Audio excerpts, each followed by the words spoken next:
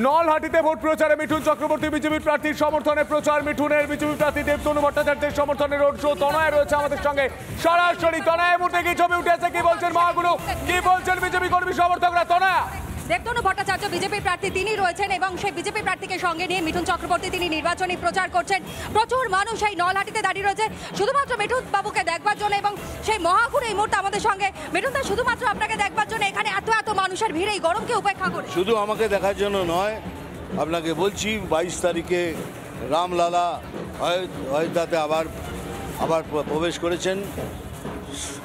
আমার মতে, আমার ফিলিং, সনাতনী জেগে উঠেছে। আমরা সনাতনী দেশ, সনাতন আমাদের ধর্ম। আমি তো গর্ব করে বলি, গর্ব সে কাও আমি সনাতনী আমি সনাতনী, আমি মরবো সনাতনী, আমাকে পুড়িয়ে দেওয়া হবে। আর সনাতন ধর্ম কোনো ধর্মের খিলাফ করে না, কোনো ধর্মের এগেনস্টে নয়, কোনো সন্ত্রাসে বিশ্বাস করে না। দ্যাট ইজ সনাতন। কিছুক্ষণ আগেই দেখছিলাম মিঠুন দা যে মাজারের ওপর থেকে পর্যন্ত মানুষজন ভিক্টরি সাইন দেখাচ্ছিলেন যে এখানে বিজেপি জিতবে। সুতরাং কোনো নির্দিষ্ট সম্প্রদায় নয়, প্রত্যেকে জিতবে এখানে এরকম বা প্রত্যেকে। আপনি একটা জিনিস লক্ষ্য করুন, যদি ভালো করে দেখেন, কালকেও হয়েছে, আজকেও হয়েছে। কালকে আমাদের র্যালিতে সমস্ত মুসলমান ভাই বোনরা বেরিয়েছে, সবাইকে শরবত খাইয়েছে। This is unique. কেন? কিন্তু এরা প্রচার করে যাচ্ছে বিজেপি মুসলমানদের বিরুদ্ধে। বিজেপি মুসলমানদের বিরুদ্ধে নয়, বিরুদ্ধে নয়, বিরুদ্ধে নয়। বীরভূমবাসীর জন্য কি হিন্ট দেবে এই গরমে তারা বেরিয়েছে প্রচারে? আমি এটাই বলবো, এই যে ঘাম ঝরাচ্ছেন, এটা ঘামটা যেন ব্যালট বক্সে গিয়ে পড়ে। বিজেপিকে নিয়ে আসুন না, একবার দেখুন। এখানে কোনো কষ্ট করতে হবে না। কাটমানি উড়ে গেলেই সমস্ত ব্যবসা এখানে চলে আসবে একের পর এক। কাশফুল কুপকাত হবে, বিজেপি জিতবে, এটাই তো, পদ্ম ফুটবে। ডেফিনেটলি, আমি তো উইশ করবো তাই। ডেফিনেটলি জিতবে। অর্থাৎ বুঝতেই পারছেন যে এখানে কত মানুষের ভিড় এবং শুধুমাত্র তারা বলছেন যে এবার আর ঘাসফুল নয়, এবার এই মাটিতে, বীরভূমের মাটিতেই কিন্তু পদ্ম ফুটবে। একবারে স্পষ্ট করে বলছে এই ভিড়। মিঠুন চক্রবর্তী এবং একই সঙ্গে দেবতনু ভট্টাচার্য বিজেপি প্রার্থী তিনিও রয়েছেন এবং সেই ছবিটাও দেখাচ্ছি। প্রত্যেকটা বাবুকে জিজ্ঞাসা করো যে এইভাবে প্রার্থী বদল, যেভাবে দেবাশিস ধর তিনি প্রার্থী হতে পারলেন না, প্রার্থী পরিবর্তন করতে হলো, তাতে কি প্রভাব পড়বে ভোটে, কি মনে হয়? একদমই তাই। এবং এই বিষয় একদমই আমি একটু কথা বলবার চেষ্টা করি। দেবতনুবাবু আমাদের সঙ্গে রয়েছেন, একবার একটু তার সঙ্গে আমি কথা বলবার চেষ্টা করি।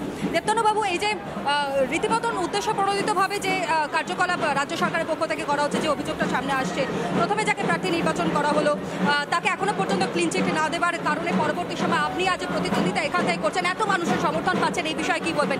সুপ্রিম কোর্ট পর্যন্ত যেতে হলো কেন?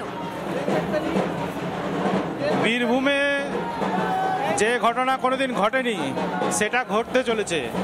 বিজেপি এবার জিতছে, এই আভাস পেয়ে রাজ্য সরকার এই ষড়যন্ত্র করেছে। ভাগ্য ভালো যে আমরা আগে একটা আন্দাজ পেয়েছিলাম বলে আমার হাতে বাটনটা তুলে দেওয়া হয়েছে, না হলে এখানে ওয়াকওভার পেত তৃণমূল এই ষড়যন্ত্রের ফলে। কিন্তু বাস্তব পরিস্থিতি আপনারা দেখতে পাচ্ছেন, এই যে ভিড়, সমর্থন তো তাদের সঙ্গে নেই। মানুষরা যেমনটা ভিড় আমরা দেখতে পাচ্ছি এবং তারই সঙ্গে এখানকার মানুষজনই বলছেন কোনো রকমের সুযোগ সুবিধা তারা পান না, জল নেই, কল নেই, রাস্তাঘাট নেই, বাড়ি পর্যন্ত পাননি, তারপরেও তৃণমূল ভোট পাবে, এটা কোন আত্মবিশ্বাসের সঙ্গে তৃণমূল কংগ্রেস প্রচার করছে? তৃণমূল ভোট পাবে না, এটা একটা প্রোপাগান্ডা চলছে। আমরা ভোট পাবো বলে মানুষকে বিভ্রান্ত করার চেষ্টা করছে। অ্যাকচুয়ালি আমাদের যিনি সাংসদ এখানে, উনি সাংসদ হওয়ার পরে নিজে কোনো জায়গায় ভিজিট করে এখানকার উন্নয়নের জন্য কোনো কাজকর্ম কিছু করেননি, বরং উনি এখানকার কিছু দুষ্কৃতীদের হাতে লিজ দিয়ে চলে গেছেন নিজের জায়গাতে। মাঝে মাঝে আসেন, দেখাশোনা করে যান, এবং তাদের অত্যাচারে, তাদের বুলডোজারে এখানকার সাধারণ মানুষ নিষ্পেষিত হচ্ছে নিয়মিতভাবে। মানুষ ভোটে তার জবাব দেবে এবার। কি মনে হচ্ছে এইখান থেকে কত ভোটে আপনি লিড করবেন? জয়ের ধারা এইবার যে এখানে ফুটছে সেটা তো কার্যত স্পষ্ট হচ্ছে। একদিকে অনুব্রতহীন, যেই অনুব্রতকে মূলত এখানকার বাঘ বলা হতো, এখানকার মানুষজন তারা ভয় থাকতেন, ভোট পর্যন্ত তারা দিতে যেতে পারতেন না। সুতরাং কি মনে হচ্ছে যে এইবার মানুষ স্বতঃস্ফূর্তভাবে ভোটটা দেবে? মানুষ স্বতঃস্ফূর্তভাবে ভোট দেবে। আর এমন মুড আছে এখন মানুষের, ইনস্পাইট অফ অনুব্রত যদি থাকতো তাহলেও তারা জোর করে ভোট দিত অনুব্রতকে সাইড করে দিয়ে। সুতরাং কোনো এফেক্ট এখানে পড়বে না? কোনো এফেক্ট পড়বে না। মিনিমাম 2 লাখ ভোটে বিজেপি এখানে জিতবে। মানে এখানে বিজেপি জিতছে, এটা কিন্তু কার্যত স্পষ্ট হচ্ছে এবং দেবতনুবাবু তিনিও কিন্তু স্পষ্ট করে এই কথা বললেন। সুতরাং কোনো ফ্যাক্টর এখানে কাজ করবে না, শুধু মোদি ফ্যাক্টর কাজ করবে, কারণ মোদিজি তিনি বলে গেছেন 400 পার, আর এবার সেটা হচ্ছে, তাই তো?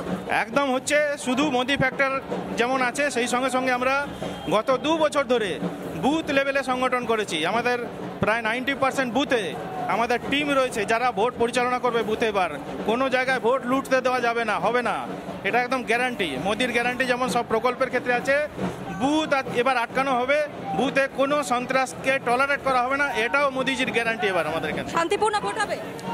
যদি ওরা অশান্তি করে তাহলে অশান্তি হবে। আমরা তো চাইবো শান্তিপূর্ণ হতে। যদি ওরা অশান্তি করে, ওরা প্রতিরোধের সম্মুখীন হবে, সেখানে যা অশান্তি হওয়ার সেটা হবে। সেন্ট্রাল ফোর্স তো থাকবে? সেন্ট্রাল ফোর্স থাকবে। সেন্ট্রাল ফোর্স থাকার পরেও আমরা আশা করছি যে সঙ্গে থাকা এই মুহূর্তে আমাদের আরেক প্রতিনিধি মনোরঞ্জন রয়েছে। মনোরঞ্জন, এই মুহূর্তে উচ্ছ্বাস নলহাটির মাটিতে, কি ছবি দেখতে পাচ্ছ? বিজেপি কর্মী সমর্থকরা তারা ঠিক কি বলছেন, কি ছবি উঠে আসছে নলহাটিতে?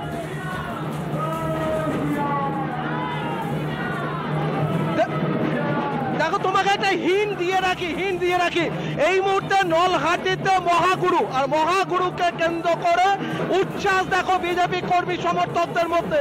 43 ডিগ্রি তাপমাত্রাকে উপেক্ষা করে দেখো মানুষ কিন্তু দলে দলে যোগ দিয়েছেন মহাগুরুকে একবার চোখের দেখা দেখতে।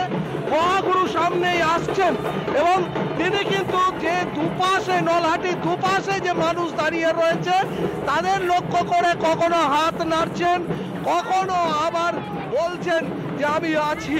অর্থাৎ মহাগুরুকে দেখার জন্য এই মুহূর্তে কিন্তু নলহাটি কার্যত ভেঙে পড়েছে রাস্তার দুপাশে।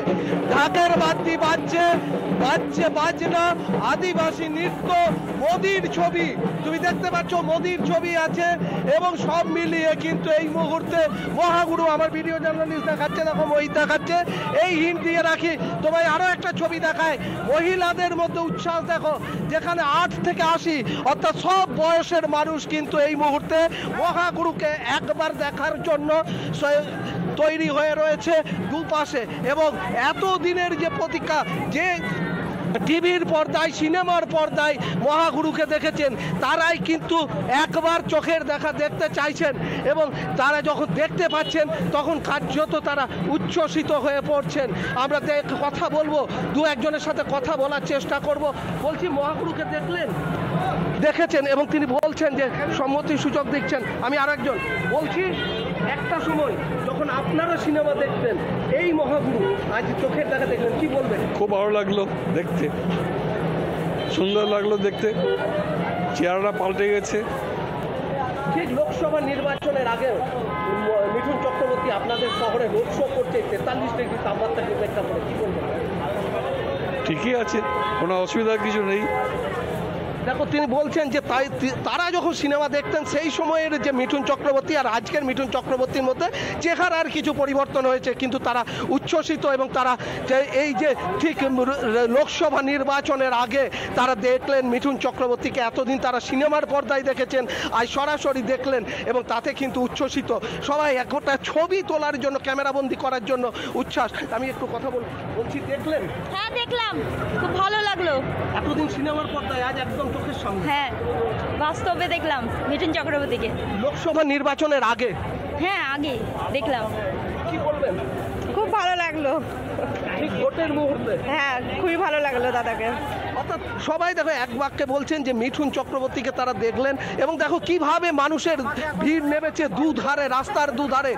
রাস্তার মধ্যে দেখো এই মুহূর্তে কার্যত তোমার মিঠুন চক্রবর্তীকে দেখার জন্য কিন্তু এই 43 ডিগ্রি 44 ডিগ্রি তাপমাত্রার মধ্যেও মানুষ কিন্তু হেঁটে চলেছে এবং তাদের কাছে যেন কোনো বাধাই আজকে বাধা হচ্ছে না, কারণ সামনে আছেন মহাগুরু আর মহাগুরুকে একবার চোখের দেখা দেখতে চাইছেন। এই হিন্ট বেশ মনোরঞ্জন, এই ছবির দিকে অবশ্যই আমাদের নজর থাকবে।